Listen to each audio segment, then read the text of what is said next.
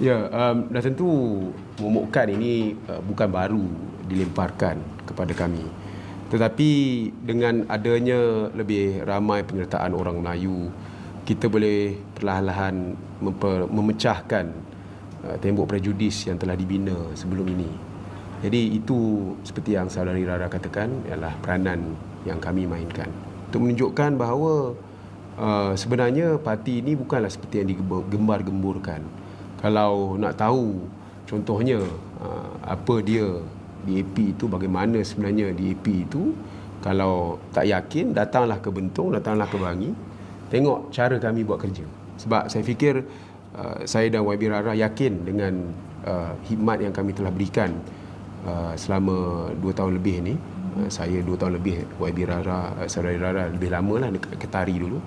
Khidmat yang telah diberikan oleh kami yang menunjukkan bahawa kami ini jalankan tanggungjawab kami sebagai wakil rakyat yang berbangsa Melayu daripada parti DAP.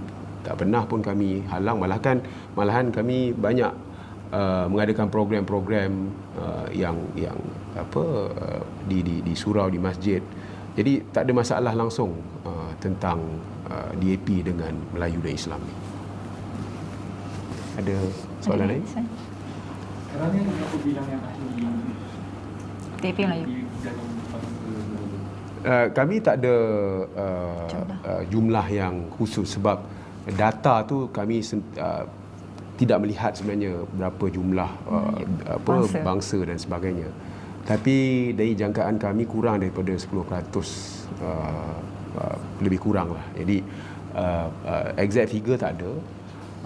Jadi kalau kita nak cakap tentang perwakilan itu kurang daripada 10%. Jadi menunjukkan bahawa walaupun kurang daripada 10% perwakilan ataupun ahli Melayu, tetapi tetap para perwakilan dalam kongres yang baru ini berlangsung tetap memberi peluang kepada kami berdua untuk memimpin atau termasuk dalam CEC. Menunjukkan bahawa sebenarnya perwakilan kita ini memang dia tidak melihat kepada bangsa dan agama. Mereka melihat apa kesesuaian, adakah seseorang calon itu boleh membawa parti ke pesada yang lebih tinggi. Nak tetapkan sasaran untuk tingkatkan partisan